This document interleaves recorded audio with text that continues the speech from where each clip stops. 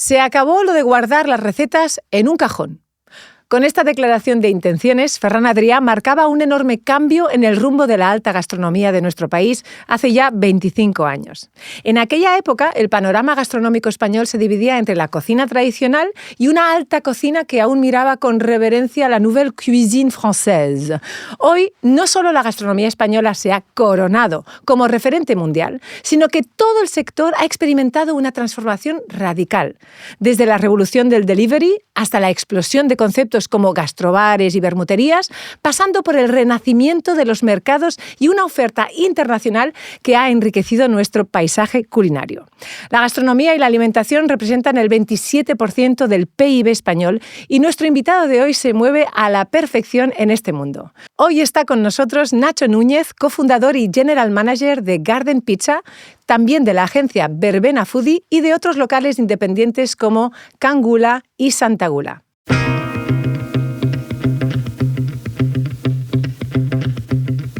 Frecuencia CEO, un podcast de Conto con Andrea Vilallonga.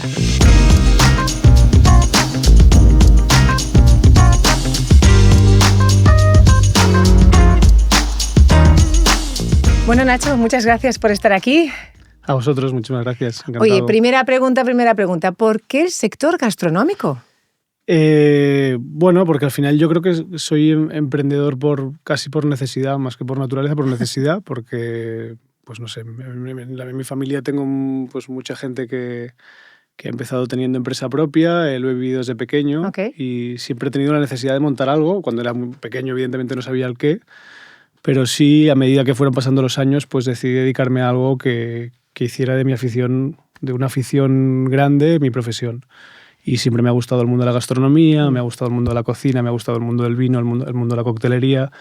Y decidí dar este paso. Entonces, al final, pues tienes que dedicarte muchas horas, ¿no? Y al menos que sea algo que te guste, que te motive y que te mantenga vivo. Claro, porque es que para mí el mundo de la hostelería es este miedo, ¿no? Del gran sacrificio de estar ahí. Pero bueno, si pensamos que la emprendeduría también es un mundo de sacrificio, ¿no? Claro, ¿Cómo lo ves? Yo creo que todo es sacrificado. Al final tampoco puedo hablar por otros sectores porque pues, he trabajado en 3 sectores distintos y todos han sido muy sacrificados. Okay. Sí que es verdad que la restauración lo que tiene es que no te permite fallar. Es decir, quizá, pues no sé, el que está trabajando en una oficina, pues si a lo mejor tiene a alguien de baja o pasa cualquier circunstancia, pues a lo mejor se nota menos. En restauración es un examen constante. Puedes hacerlo muy bien 20 veces, que la 21ª, pues a lo mejor por lo que sea, tienes a un perfil, pues entre comillas, que tiene menos experiencia, o tienes a alguien de baja, o ha habido un error, porque al final es un proceso humano, pues te penaliza mucho. Claro, vuelves como a empezar. O sea, al final, sí. Claro, es difícil hacer un progreso... Claro, y aparte pueden llegar a pensar que pues ya no es lo que era. Hombre, no es lo que era, simplemente ha habido un error, ¿no? Claro. O sea, no te puedes permitir un mal día en la hostelería, no, dirías. Es un examen constante. Qué y es eso, horror. quizá el mayor sacrificio es este. Claro, aparte luego los horarios, ¿no? El fin de semana, bueno, sí, claro. festivos y tal. Pero yo creo que ese es el principal sacrificio que hay, que a lo mejor en otros sectores a lo mejor no lo vives tanto. O sea, que tú dirías que a lo mejor esta conciencia sería lo primero que tiene que tener alguien si quiere emprender en hostelería. Sí, tiene que ser 100% vocacional, porque es que si no, al final le va a acabar quemando, ¿no? Porque es muy sacrificado. Bueno, y en tu caso particular, ¿cómo nace Garden Pizza? Pues Garden Pizza nace porque la verdad que empezó un poco la casa por el tejado, cosa que es lo que no se debe hacer, a diferencia de otros proyectos. Pero bueno, eso es lo divertido, ¿verdad? Ya que estamos, vamos a hacerlo mal. Ahora es divertido porque nos ha salido medio bien, pero si hubiera salido mal no hubiera sido tan divertido. Pero sí que, bueno, empezó porque nosotros ya teníamos varios restaurantes y teníamos un poco el sueño romántico de montar un restaurante en un invernadero. Nos parecía gastronómicamente muy romántico, muy divertido, muy bucólico, un lugar donde poder expresar pues quizá algunos ejes que nos sintiéramos identificados. Apareció el local más rápido de lo que esperábamos, por suerte, entonces rápidamente tuvimos que pensar qué íbamos a hacer. Pero a ver, ¿el local era un invernadero? Es un invernadero, sí, el primero. El primer Garden Pizza es un invernadero. Claro, ahora acabo de entenderlo. Por eso se llama Garden Pizza. Muy bien. Sí. No nos partimos la cabeza en el nombre tampoco, o sea que... Vale, pero me parece muy bonito, porque ya que vamos a hacer algo, hagamos algo distinto. Claro. Vale, o sea, que encontráis el local. Encontramos el local. No sabíamos qué queríamos hacer, rápidamente llegamos a la conclusión de que queríamos hacer pizzas porque era un producto que no habíamos hecho antes, que nos unía a todos, que nos gustaba mucho, que nos hacía viajar y que entrábamos dentro de este, ya como emprendedores, ¿no? Que siempre buscas un poco ponerte retos y superarte, entrar en un mundo que realmente es muy purista, que tiene muchísima tradición, como el de la pizza napolitana, donde nos permitía pues, tener una curva de aprendizaje muy amplia y suponía un gran reto. Entonces pues, decidimos apostar por las pizzas y al final las pizzas no dejan de ser un poco un hilo conductor de nuestro concepto. Vale. Pero es algo muy importante, claro. Que parece como muy sencillo, ¿no? Una pizza. Dices, es como algo, pero bueno, habéis conseguido ser 34 del mundo según 50 Top Pizza, que sería como la guía Michelin de las pizzas. Correcto. Vale, esto es maravilloso porque encima pues no sois ni italiano. Bueno, no sois italiano. No, ninguno. Vale, pues ya está, exacto. Ninguno. Entonces la idea es, ¿habéis seguido una receta secreta? ¿Cómo habéis llegado a este nivel de expertise? Pues aprendiendo mucho, viajando mucho, aprendiendo mucho, rodeándonos de gente que sabe mucho más que nosotros y pico y pala. Hacemos pizza napolitana que seguramente, o sea, la pizza tiene muchos estilos. Nosotros hacemos pizza napolitana que seguramente es la más compleja. ¿Cuál sería la diferencia, perdona mi ignorancia, pues, entre una pizza y una pizza napolitana? La pizza napolitana se caracteriza por tener una hidratación más alta. Entonces tiene, básicamente las particularidades son que trabajas con una harina muy refinada, tiene una hidratación muy alta y necesitas hornos que te aguanten una temperatura muy alta, de unos 300 y pico, 400 y pico grados, para que haya una cocción muy violenta en muy poquito tiempo y el aire se expanda hacia los bordes. Entonces tiene un estilo como un poco más gomoso, un poco más, no diría chicloso porque se suele confundir en algo crudo, que la pizza esté cruda y en la mayoría de casos no es el caso, sino que es, entre comillas, un poquito más etérea, más ligera, ¿no? Y eso pues no tiene nada que ver con una pizza que a lo mejor sea un piso mucho más crujiente, que aguante mucho más, ¿no? Esa masa fina que es... Es una masa fina. Entonces, como un cóctel, tiene que tener la receta perfecta y a veces nos pasa que por suerte hay otras marcas que también ayudan a democratizar la pizza napolitana. Nosotros lo democratizamos desde un punto de vista sin una gran mención a la italianidad, porque como tú bien has dicho no lo somos, pero sí, evidentemente, el estilo es un estilo complejo y el hecho de que sea un producto humilde no quiere decir que no sea nada complicado, ¿no? Realmente es complicado y puedes hacer cosas de mucha calidad. Me parece súper complicado porque la descripción que has hecho de la pizza me he quedado embobada, parecía poesía pura. Bueno, así que... al final tiene procesos de fermentación y maduración muy complejos. Piensa que la pizza que te estás comiendo hoy, nosotros la empezamos a crear hace 72 horas, es decir, hace 3 días antes. Entonces, claro, pues todo tiene un proceso de cuidado, es un proceso biológico. Claro, me parece maravilloso y además sé que en tus locales defendéis el cultivo sostenible, local, e incluso habéis ganado un premio sobre esto. ¿Cómo se consigue este equilibrio? Bueno, yo creo que la palabra sostenibilidad en restauración está un poco prostituida, porque hay mucha gente se cuelga medallas que luego realmente tampoco llegan a cumplir. Pero me explico, porque es muy difícil de cumplir. Es decir, en nuestro caso, que somos una cadena, ¿cómo vas a tener todos los ingredientes, pues yo qué sé, de kilómetro cero en 6 locales como tenemos? ¿Cómo vas a tener 500 kilos de tomates que sepan igual y que el cliente les guste y dé un poco el check de calidad, pero que a la vez sea de kilómetro cero, etcétera, ¿no? Entonces nosotros no nos metemos mucho en ese jardín. Nosotros lo que fomentamos, que es lo que podemos cumplir, es economía circular, y que básicamente son circuitos cerrados que buscan esa eficiencia, ¿no? Y en ese sentido pues lo hacemos desde varios puntos de vista. Uno, en la masa, porque un pequeño porcentaje de nuestra masa estamos haciendo I+D, donde incorporamos una harina que viene de un subproducto, que es del bagazo, que es un subproducto que se da de comer al ganado, que proviene de la fermentación de la cerveza, pero que también es apto para el consumo humano y además tiene propiedades buenísimas. Tenemos cultivos hidropónicos en algunos locales, donde sustituyes la tierra por agua. Y luego las plantas que tenemos en nuestros espacios, que evidentemente tienen mucho protagonismo, pues también van fertilizadas y van con abonos de una empresa biotecnológica de algas marinas. Por lo tanto, no hay ningún tipo de químico. O sea, se mantienen vivas gracias a una forma de trabajo poco intervencionista y muy natural, por así decirlo. Claro, entonces tenemos ahí como 3 elementos maravillosos, que es comida buena, atmósfera increíble y sostenibilidad. Claro. Que es el combo perfecto. Entonces, en mi cabeza, un restaurante de este es factible, pero tú has mencionado que tenéis 6. Entonces, sí. ¿Los 6 son invernaderos? No, el primero fue invernadero y luego sí que evidentemente hemos seguido un poco... Trabajando. No nos vale cualquier local, evidentemente. No, claro. El tipo de local es muy complicado de encontrar y eso hace pues al final que estemos haciendo un crecimiento muy orgánico sin volvernos muy locos, primero porque es lo que nos sentimos cómodos y segundo porque no es un tipo de concepto donde vayas a encontrar tú en cada barrio un Garden Pizza. Que es lo que te iba a decir. Entonces, ¿en cuánto tiempo habéis hecho este progreso desde el primer Garden Pizza? El primer Garden Pizza empezó en 2018, pero realmente empezamos a escalar en el año 21. O sea que al final más o menos estamos haciendo unas 2 aperturas por año desde el año 21, que es cuando se decidió apostar por esa escalabilidad, porque cuando empezamos la idea era que fuera un local independiente, muy único, muy singular, pero luego pensamos que teníamos unos ejes muy, muy singulares y que por lo tanto aportaban valor añadido y que creíamos que la marca podía crecer y que podíamos un poco explicar nuestro concepto un poquito más allá de Sant Cugat. Que estaría bien para el resto del mundo. Allá y además, lleguemos. sí. Entonces, hemos dicho comida, atmósfera, hemos ido sostenibilidad y luego hay otro punto que también tenéis como muy implementado y me gustaría que desarrollaras un poco, que es la digitalización. En el sector de la alimentación parece como sorprendente. Entonces... Bueno, claro, o sea, la digitalización realmente no es un eje como tal nuestro, pero sí es un pilar que aguanta un poco todos estos ejes, ¿no? Al final, Garden Pizza nace como un proyecto donde hay mucha digitalización integrada, desde procesos internos nuestros que nos ayudan a ser o más eficientes o más operativos o lo que sea, hasta procesos que impactan en el cliente o en el propio trabajador, ¿no?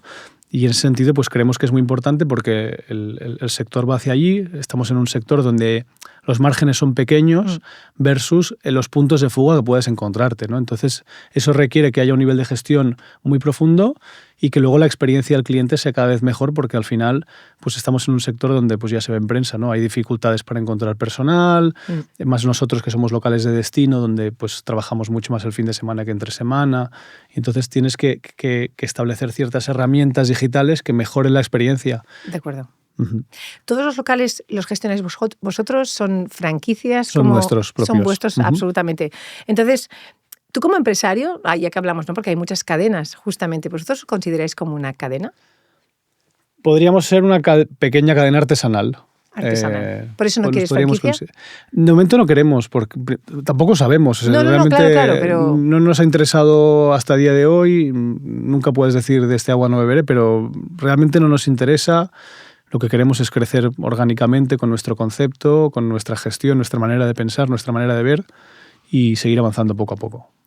¿Y qué diferencias crees que hay, por ejemplo, entre Garden Pizza, por ejemplo, y un restaurante más gastronómico como Santa Gula? A nivel operativo no hay tantas, porque aplicamos muchos procesos pues casi prácticamente igual. A nivel de servicio cambia bastante, porque pues al final es un restaurante más tradicional, donde hay un ticket medio más alto, donde el perfil del cliente también tiene otra edad. Claro. Y entonces, pues al final, yo creo que los valores... Había un estudio que salía que decía que las generaciones que están por encima en edad de los millennials, al final valoraban 3 o 4 variables en un restaurante, que es pues, la calidad de servicio, la rapidez, la calidad de la comida, etcétera, ¿no? Pero sí que es verdad que desde millennial hacia generación Z, este gráfico se ampliaba con muchos más puntos, donde realmente ahí sí valoraban otros elementos, como puede ser, por ejemplo, varios elementos de digitalización, como puede ser el pago en mesa. Lo veían como un factor positivo, pues porque eso hacía no tener que interactuar tanto con el camarero o ir más rápido.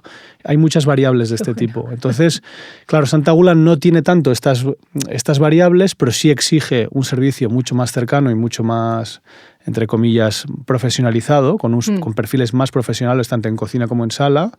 Pero en Garden Pizza tiene la dificultad, si es que se llama dificultad, pues en hacer una experiencia global donde la digitalización también está muy integrada. Ahí. Perdona, es que he hablado de Santa Gula, pero es que a lo mejor las personas no saben qué es, entonces si quieres... Bueno, Santa Gula es una casa de comidas que empezamos ya hace pues, unos 12 años. Y claro, nosotros nos dedicamos a la restauración por romanticismo y además de Garden Pizza, que es un proyecto que quizá es un poquito más escalable, o al menos eso estamos haciendo, luego tenemos otros restaurantes independientes donde pues trabajamos con cocina de mercado, que es un tipo de cocina que nos gusta mucho, que disfrutamos en nuestro día a día, que quizá no tiene esa escalabilidad o no. Porque es no más queremos, tradicional, a lo mejor. Porque es más tradicional, porque hay muchas más recetas, hay muchos más pasos. Pero bueno, no nos gusta y nos dedicamos a eso porque nos gusta. Claro, da la sensación como, perdona, y mi ignorancia, que a lo mejor es así, ¿no? Que el otro tipo de restauración como más, digamos, tradicional es para un público más de X boomers para arriba, y entonces Garden Pizza está más enfocado a lo mejor en un no por la pizza en sí, ¿eh? Sí, que por también. El estilo de... Bueno, realmente en Garden Pizza hay un público muy familiar y la pizza lo bueno que tiene es que tocas como un rango de edad muy amplio, ¿no? Vale, de acuerdo. Yo qué sé, pues una hamburguesa a lo mejor una persona muy mayor cuesta de verla comiendo una hamburguesa, pero sí puedes llegar a ver una persona mayor comiendo una pizza. Al final es algo que, aunque la pizza napolitana ahora esté de moda y haya como un conocimiento añadido en diferentes estilos de pizza, como pasó pues con el mundo de la panadería u otras cosas, sí que de un modo u otro ha habido pizza en España desde hace muchos años, entonces la gente está habituada. Santa Bula al final es un tema de ticket medio, tampoco es que sea altísimo, pero es unos 40 euros. Pero bueno, es cocina de mercado con otro ticket medio y al final, pues eso al final limita un poco. Claro, menos democrático a lo mejor. Es un poquito menos. A nivel de edad y a nivel de absolutamente todo. Y es verdad que una de las cosas que se nos ocurren habitualmente cuando pensamos en pizzas o hamburguesas es que da la sensación que como es más sencillo el producto, parece como más fácil sacarle rentabilidad, ¿o estamos equivocados?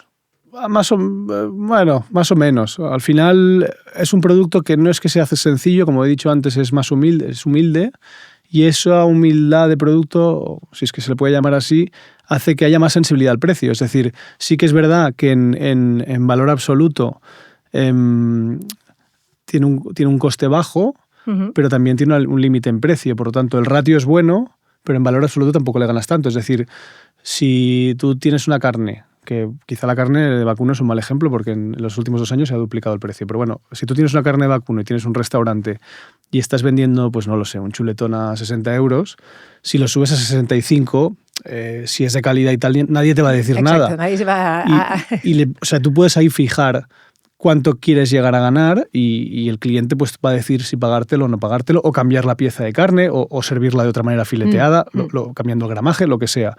En una pizza, más allá de 14, 15, 16 euros, ya te están diciendo que es carísimo. Claro. Y te están diciendo que es carísimo ya de forma completamente cerrada a mirar si la masa es de cierta calidad, si lo que sea, ¿no? Y ese es el principal problema. Cuando tú, según qué poblaciones donde quizá no hay ese grado de conocimiento, cuando tú cobras una pizza a 15 euros, la respuesta automática en muchos casos es, pues hay muy pocos ingredientes.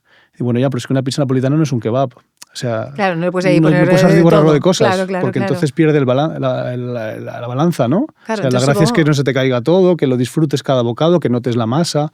O sea, todo está pensado para que disfrutes de cada bocado. Si tú quieres más ingredientes, pues te pides más ingredientes extras y te lo ponemos, no hay ningún problema. Claro, y supongo que esto a nivel de marketing también tenéis que haber hecho un gran trabajo, supongo, para diferenciar lo que es la pizza normal de la pizza napolitana, para que la gente entienda el valor del precio y todo lo que me has explicado antes de cómo se hace. Bueno, en eso estamos. A ver, no es fácil, porque al final... No, claro, porque es un producto que está como muy... Es un cambio cultural en ese sentido y yo creo que la ventaja que tenemos es que hay otras marcas que también están en la misma situación y entre todos hacemos un poquito de fuerza para democratizarlo y popularizar el producto. Y sobre todo dar a conocer que no es porque sea pizza que tiene que ser cutre. No, ni mucho menos. Exacto, ni mucho menos. Hay pizza buena y hay mala, igual que cualquier otra cosa. Pero pizza buena y mala no se refiere a todo este proceso que tú has explicado. Yo, por ejemplo, ahora acabo de descubrir un mundo que no conocía, gracias. ¿No? Es como cuando descubres el mundo de los vinos, ¿no? Que dices, ¡hala!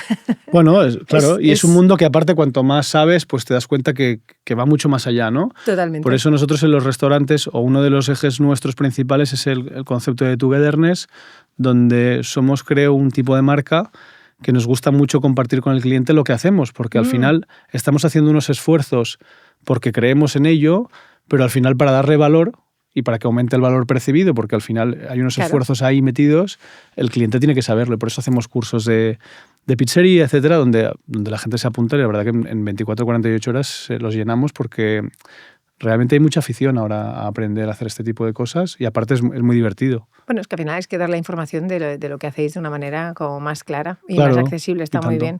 Entonces, después de todos estos locales, ¿no? De todo tipo, que de hecho te preguntaría, claro, ¿cómo se gestiona tantas diferencias gastronómicas? ¿Cómo lo hacéis como emprendedor? ¿Cómo lo gestionas todo esto? Hombre, es más complicado. Claro, al final un solo concepto, pues al final puedes estandarizar mucho mejor, pero también por otro lado diversificas un poquito más y de cara, pues no sé, pues como pasó con la crisis del COVID o lo que fuera, pues al final hay conceptos que te aguantan mejor que otros y pues haces un poquito de balanza. Claro. Para nosotros es romanticismo, por lo tanto tenemos muy claro cuál es el concepto que queremos hacer crecer, pero tenemos esos conceptos también allí que nos dan pues, cierto portfolio, que nos dan también un punto de motivación extra, un punto de contacto con ciertas cosas. Por ejemplo, a mí me encanta el mundo del vino. En Garden Pizza no te puedes prodigar tanto como en otros locales y el hecho de tener otros locales pues me permite seguir estando en contacto con un mundo que me apasiona. Claro, o sea, al final no te aburres nunca porque no estás en un solo concepto. Exacto. Qué interesante. Y así vas, pues haciendo, no te aburres. Pero claro, como tú me da la sensación que te aburres en general bastante bien, claro, o sea, así como ya que pensarías que estaría todo. De 2 a 5 de la mañana me aburro bastante. Eso te digo. Y vaya, entonces decides, explícame esto, Verbena Foodie. Porque claro, esto me parece que es como una agencia, lo voy a leer, porque dedicada al desarrollo, gestión y asesoramiento gastronómico. O sea, que a pesar de que estamos en el mismo sector, esto, ¿de dónde viene y para qué es? Esto empezamos, pues yo creo que fue en el año 2016 y bueno, básicamente, aunque sea del mundo gastronómico, no tiene absolutamente nada que ver con la gestión de restaurantes. Esto sí que no tiene, es un negocio completamente paralelo. Se parece más a una agencia de eventos, que al final no deja de ser algo así, que no algo parecido a la gestión de un restaurante. Básicamente aquí lo que hacemos es tanto gestión de gastronomía, curación, producción, etcétera, en festivales o en eventos de gran formato o gestión de barras, también lo hacemos. Y para los eventos también. Para eventos grandes. Es decir, por ejemplo, uno de nuestros clientes más grandes es Primavera Sound, donde hacemos toda... Bueno, ahí, que un poco es una referencia que conoce todo el mundo y que pues al final son 70.000 personas al día que damos de comer. Vale. Y entonces, pues evidentemente es una experiencia que es muy gratificante, también es muy, muy estresante y yo te diría que el mejor aprendizaje que yo he vivido profesional ha sido a través de Verbena, pero también los momentos más estresantes de mi vida profesional, sin duda. Bueno, claro, porque aquí es una cuestión sobre todo de actividad y de efectividad, me imagino. Claro, en 3 días hay que hacer eso, todos los volúmenes son extensísimos y al final pues cualquier pequeño problema allí se traduce en un gran problema si no lo atajas muy rápido. Claro, a ti, o sea, ahora esto se me ha ocurrido así de repente, pero a ti te gustan los marrones, ¿no? Bueno, no es que sea masoca, pero bueno. Pero esto de resolver pollos me mantiene vivo. Exacto. Y la verdad que es un buen aprendizaje. Yo tengo gente que ha trabajado conmigo en Verbena que me lo recuerda muchas veces y me dice, ostras, pues no sabes lo bien que me ha ido. Yo no he hecho la mili, pero esto es lo más parecido seguramente que hacer la mili. Sí, al final está ahí. Bueno, y ahora vamos un poquito a la parte de futuro, porque claro, supongo que tenéis todo panorama gastronómico, pero en las redes sociales tenéis mucha presencia. ¿Y cómo ha cambiado, según tú, el panorama gastronómico desde la aparición de los famosísimos foodies? Pues, hombre, yo creo que es un muy buen altavoz y una muy buena pancarta, sí, porque al final te da a conocer un montón de restaurantes nuevos y yo creo que está muy bien. Al final, las críticas gastronómicas pues al final están basadas en una persona muy concreta, con unos gustos muy concretos, ¿no? Y lo mismo pasa con los premios. Al final... está muy bien, estamos en 50 Top Pizza, número 34 del mundo, genial, súper agradecidos, pero al final nuestra realidad es lo que hacemos y lo que somos y que vengan foodies a mí me parece muy bien porque al final es una plataforma más para darte a conocer. Y justamente cuando hablas ahora de las críticas gastronómicas, ¿qué es peor para vosotros?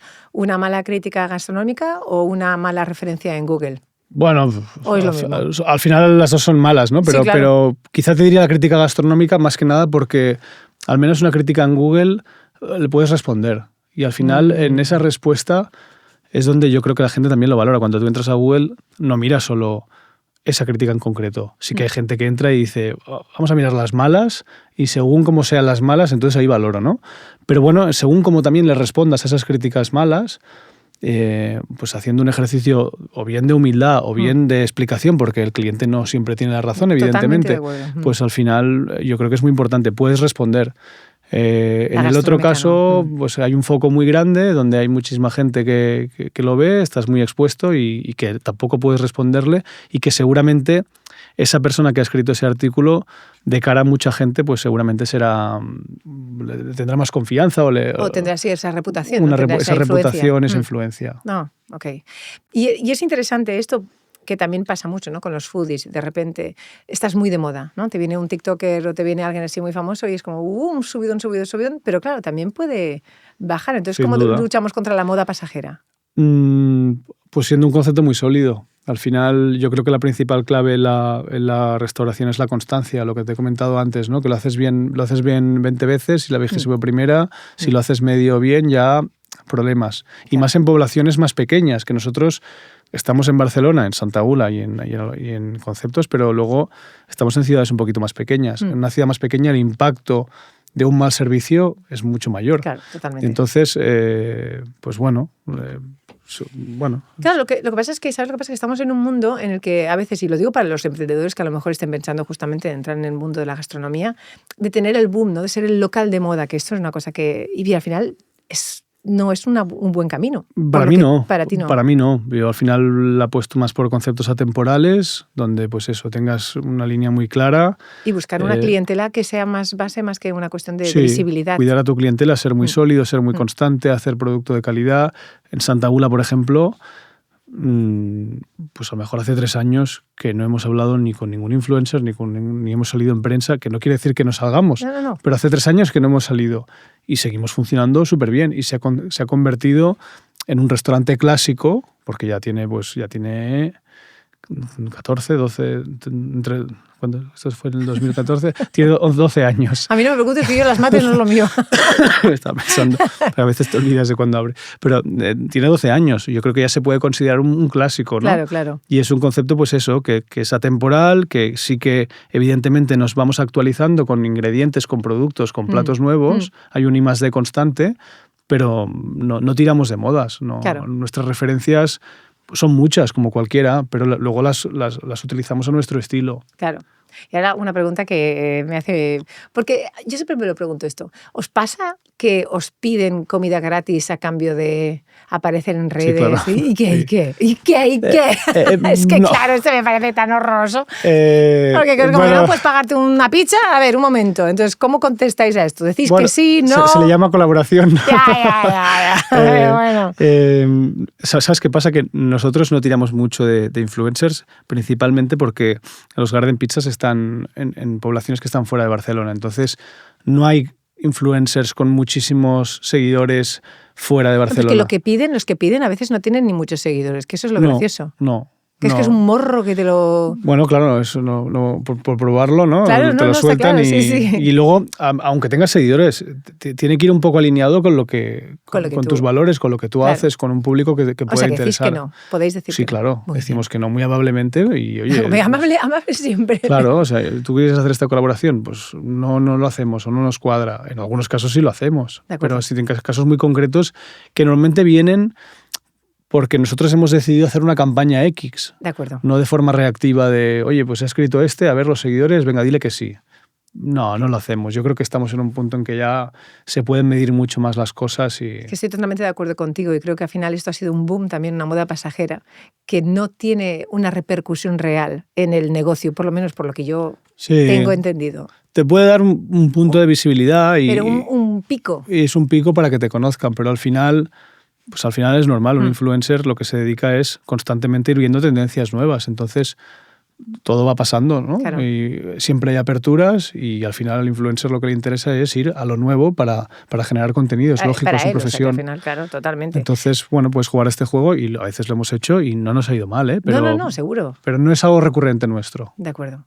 ¿Y hacéis entrega a domicilio vosotros? Sí. ¿Y qué? ¿Cómo ha cambiado el mundo de la gastronomía? Es un antes y un después esto. Ha cambiado mucho y más en el sector pizzería, ¿no? Que al final es un producto que viaja más o menos bien, que la gente se lo pide. Ha cambiado mucho. Para nosotros, yo creo que lo importante en la digitalización, sea en delivery o sea lo que sea, lo importante no es que tú te digitalices, sino que lo sepas hacer bien y que generes un circuito con muchas intersecciones bien cerrado, ¿no? Es decir, si yo ahora pongo delivery y no sé muy bien cómo, a lo mejor me llega un volumen de pedidos donde no estoy dando un buen servicio, porque claro, por ejemplo en Garden Sant Cugat tengo un aforo que en una misma sentada pueden caber 180 personas. Entonces, si tú tienes 180 personas sentadas en un mismo turno y de golpe te vienen, pues, no sé, 30 pedidos de delivery, tienes que estar preparado para poder gestionarlo bien, ¿no? Entonces, tienes que tener un sistema muy bien integrado. Yo creo que en general lo tenemos más o menos bien montado operativamente para que sea cómodo para nosotros. Todo está 100% integrado, digitalizado, automáticamente te sale el ticket en la cocina, llega el rider automáticamente, sin hablar con nadie, sin hacer nada. Evidentemente hay incidencias, porque aparte el reparto no es propio, sino que es un B2B. Y se ha notado mucho. De hecho, el 20% de nuestra facturación es en delivery. Un 20%, o sea que realmente es una... Es mucho. Es una parte... Es mucho. Está muy bien. ¿Cómo ves tú el futuro de la restauración con todos estos conceptos que nos has dicho y con tu experiencia? Pues desde luego mucho más digitalizado, por lo que hemos comentado, porque al final cuesta encontrar personal. Y porque personal preparado también. Personal preparado. Nosotros, evidentemente, formamos cada semana, hacemos ejercicios y píldoras formativas con nuestro personal, pero bueno, al final nuestros locales son locales más de fin de semana, donde tienes un perfil de personal que no tienes mucha gente a jornada completa, sino que tienes muchos perfiles de gente joven que está a 10, 15 horas porque está trabajando el fin de semana, que es cuando tú tienes un pico de demanda. Y claro, este perfil, pues evidentemente es menos duradero. Tiene rotación, claro. Tiene más rotación porque son gente que está estudiando y al final tiene menos preparación. Entonces nosotros nos esforzamos mucho en eso, pero creemos que la digitalización es importante. De hecho, somos uno de los primeros restaurantes que implementamos sistemas de order and pay, es decir, que tú puedas pedir y pagar, no solo pagar, sino pedir también desde el móvil. Y lo hacemos. Y a diferencia de lo que pueda pensar mucha gente, que esto despersonaliza, para mí es todo lo contrario. Para mí es personalizar la experiencia, porque si tú te centras en que un camarero pueda, es decir, que si tú te centras como cliente en cómo te trate un camarero en concreto, al final estás personalizando tu experiencia global en ese camarero. Si te ha reído más, te ha reído menos, si ha ido más rápido, si ha ido más lento, lo que fuera. Si tú estás personalizando con un Order and Pay donde yo te estoy traqueando los datos y por tanto puedo saber si has venido 2 veces o has venido 15, te puedo tratar de manera distinta, tratas a todo el mundo igual. Pero con más conocimiento. Sí, más conocimiento, claro. Con una serie de beneficios, con un descuento no sé qué, con una forma no sé cuánto. En la carta puedas ver según qué sugerencias, que sea todo muy visual, que desde el móvil también te pueda explicar parte de la experiencia. Creo que puedes olvidarte un poquito más de mirar si el camarero te ha hablado bien o no te ha hablado bien y puedes centrarte en, ostras, mira qué espacio, mira qué producto, míralo un poco a nivel general. Yo creo que al contrario, yo creo que personaliza mucho más la experiencia. En un caso en Garden, ¿eh? Pero además, y creo una cosa, y estoy completamente de acuerdo contigo, porque como clienta a mí me gusta mucho pedirlo porque evitas errores, claro. eso para empezar. Y luego además creo que hay una cosa que es que te puedes centrar, el camarero se puede centrar realmente en ser amable y no en acordarse, no sé cómo decirte, sí. Incluso para el camarero o la camarera es una manera de tener un trato mucho más amable con el cliente, no estar tan... Claro. Agobiado y abrumado con todo. Así Estoy de acuerdo. Evidentemente el camarero puede pedir nota, puede tomar notas. Es decir, no dejamos de hacer la otra cosa, ¿eh? Pero tienes la opción. Pero hay esa opción. Para esta generación que no le gusta hablar con nadie, creo que también está... Eso está bien. Y luego hay otra generación más mayor que le gusta hablar muchísimo con el cliente. Demasiado. Entonces, pues al final tienes las dos opciones y el camarero lo que se tiene que centrar es en cuidar a ese cliente, porque realmente no es un tema de ahorro de horas ni de nada, porque nosotros no hemos ahorrado nada. Simplemente lo que queremos es que se centre en ellos un poquito más y que no dependa esa experiencia de me ha tomado nota o ha ido más lento o más rápido. De acuerdo. Oye, y como sé que no vamos a parar, ¿verdad que no? ¿Qué es lo siguiente? ¿Qué es lo siguiente que te gustaría abrir? Pues lo que me gustaría, muchas cosas, porque al final tengo muchos pajaritos en la cabeza, pero así que podamos... ¿Que puedas decir hoy aquí en exclusiva mundial? Que vamos a abrir, pues bueno... Esto sí que se sabe porque estamos abriendo un local en un par de semanas, otro Garden en Hospitalet, de Llobregat. En 2 meses estamos abriendo un mercado gastronómico en Sant Cugat, donde llevaremos toda la gestión gastronómica del mercado. Y pasado el verano, después de la época de festivales, porque Primaveras aún es un cliente, pero son varios, si llegamos vivos ahí, entonces la idea es abrir otro Garden más que estamos acabando de negociar. Pero nuestra idea es eso, hacer 2 o 3 aperturas al año. Perfecto, maravilloso. ¿Me dejo algo? ¿Algo que quieras contarnos que no hayamos dicho? No te has dejado nada. No me he dejado nada. Nacho, ha sido un placer. Nos vemos en los bares. Perfecto. ¿En los Gardens? En los Gardens o en los bares donde quieras. Exacto, muchas gracias por haber compartido con nosotros esta experiencia gastronómica. Yo he acabado, tú no, porque ahora viene Marta con las 10 preguntas financieras de Conto. Prepárate. Muy bien, gracias. Luego. ¿Qué tal? ¿Qué tal, Nacho? Muy bien. Vamos a por la parte financiera. Uy, me tienes asustado. No, hombre, no. O sea, nos interesa mucho saber tu punto de vista a nivel de esta expansión que habéis tenido. Así que voy a hacerte 10 preguntas. Objetivo que respondas con tu punto de vista de una forma rápida y así conocer también cómo habéis gestionado toda la parte de finanzas. Primera pregunta.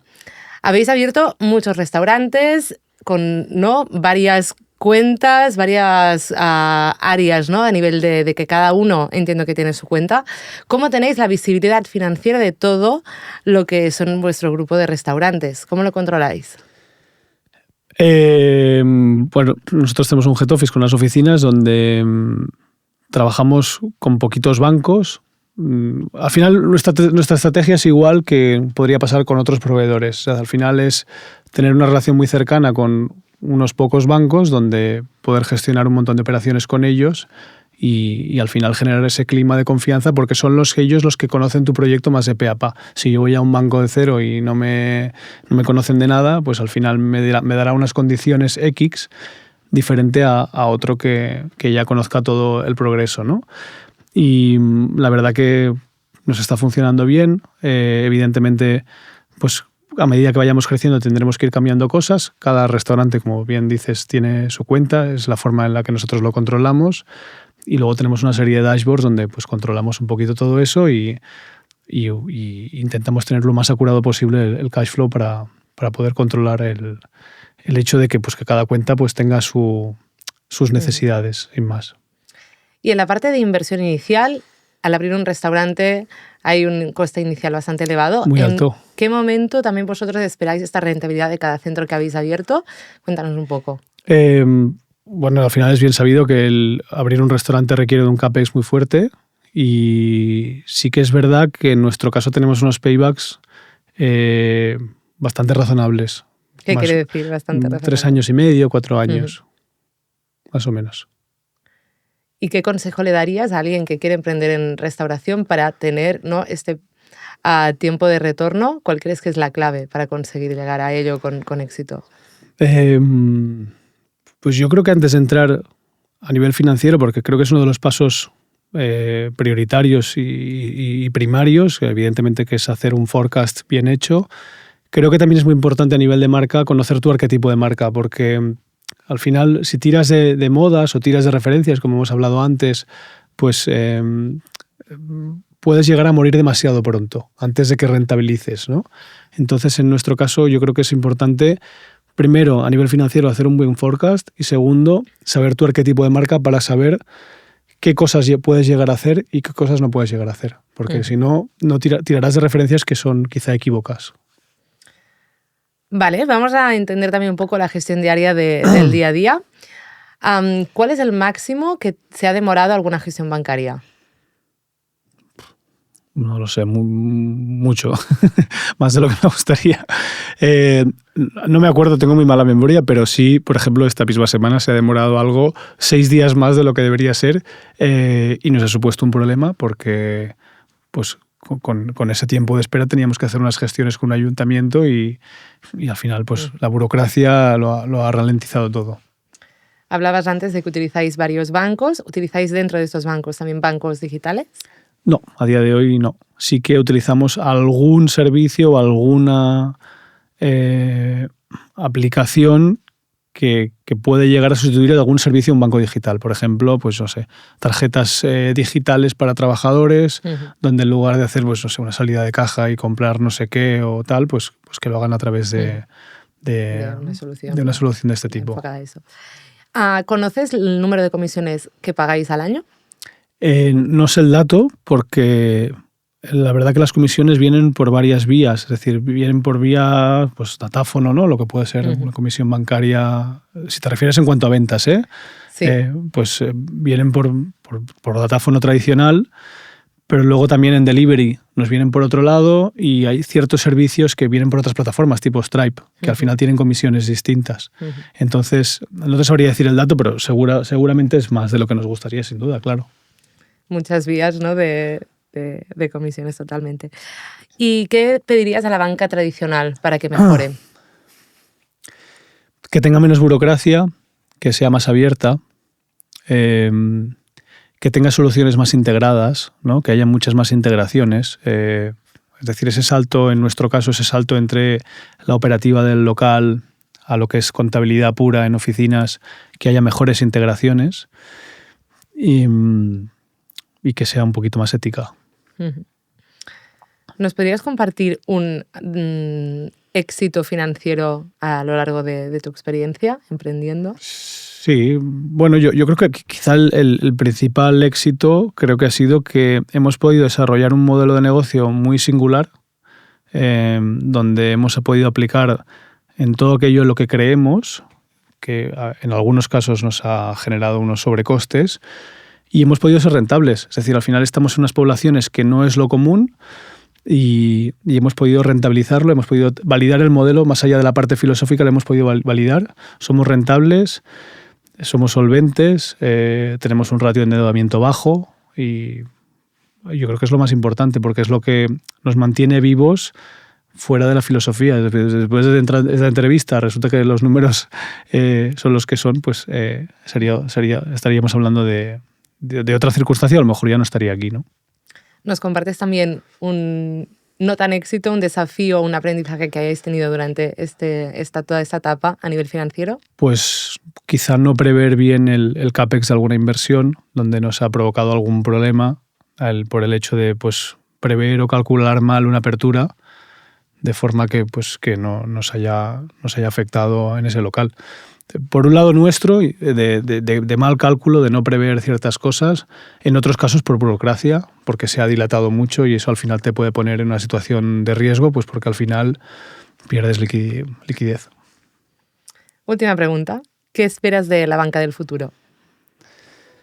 Sobre todo, un poco relacionado con lo de la banca tradicional, ¿no? Sobre todo que tenga integraciones, que se digitalice mucho y que te permita hacer trámites mucho más rápidos y mucho más abiertos. Pues anotamos, tomamos nota. Nosotros también cada día luchamos para que haya soluciones más digitales, más integradas y más fáciles. Así que muchas gracias por venir, compartir toda tu visión. Muy, muy interesante. Así que nos apuntamos para venir a probar todas vuestras features y vuestra filosofía. Muchas gracias a vosotros. Gracias.